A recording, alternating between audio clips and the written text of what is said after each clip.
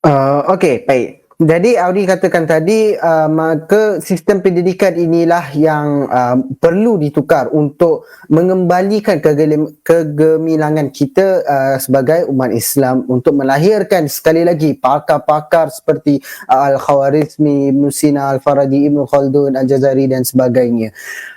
Tidak boleh kita tolak juga. Sekarang ini ada juga scholars-scholars daripada umat Islam yang telah membuat research mereka sendiri dan mereka boleh dikatakan gemilang juga. Tetapi malangnya mereka tidak membuat perkara tersebut untuk support umat Islam. Teknologi-teknologi yang digunakan ini tidak digunakan sebagai satu cara untuk membantu umat Islam meneruskan dakwah sebagai contohnya, ataupun untuk membantu umat Islam yang ditekan atau diopres di negara-negara luar. Jadi seperti yang dikatakan tadi, sistem pendidikan inilah yang perlu ditukarkan.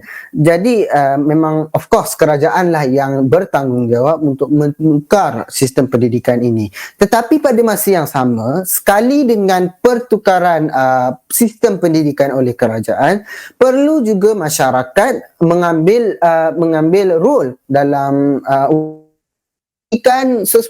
suasana ataupun environment untuk pelajar tidak seperti keadaan sekarang, okey, iaitu ia hanya untuk mengejar kebahagiaan material, okey, supaya pelajar ini tidaklah terpengaruh dengan social environment yang salah, social environment yang tidak Islami, social environment yang kapitalistik, yang hanya mengejar material.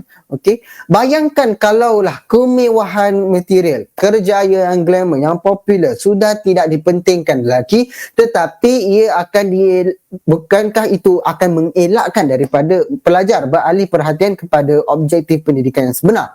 Okey, jadi pelajar ini akan dapat terus fokus dengan objektif pendidikan yang sebenar, iaitu untuk mencapai redha Allah Subhanahu Wa Taala, bukan untuk mengejar kebahagiaan material. Pelajar juga akan tidak buang masa dan akan sokong usaha negara kalau masyarakat pun ikut sama provok pelajar-pelajar ini dengan cara yang lebih sihat dan produktif. Okey, dengan cara yang lebih sihat ini dengan kata maksud tidak lagi mengejar kebahagiaan material tetapi ingin mengejar keredaan Allah Subhanahu Wa Taala.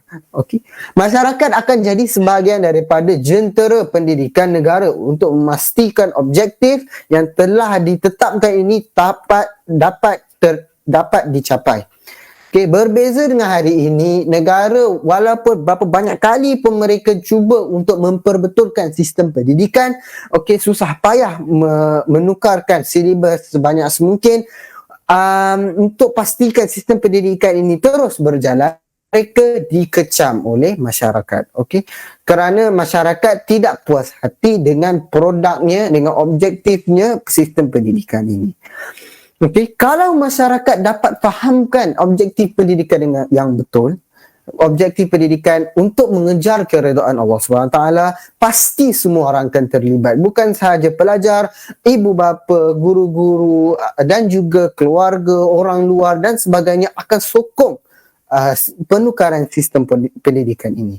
Jadi negara tu apabila ingin mengimplementasikan sistem pendidikan tersebut, tidaklah akan buat kerja itu sorang-sorang dan akan disokong oleh rakyat, insya-Allah. Itu daripada saya.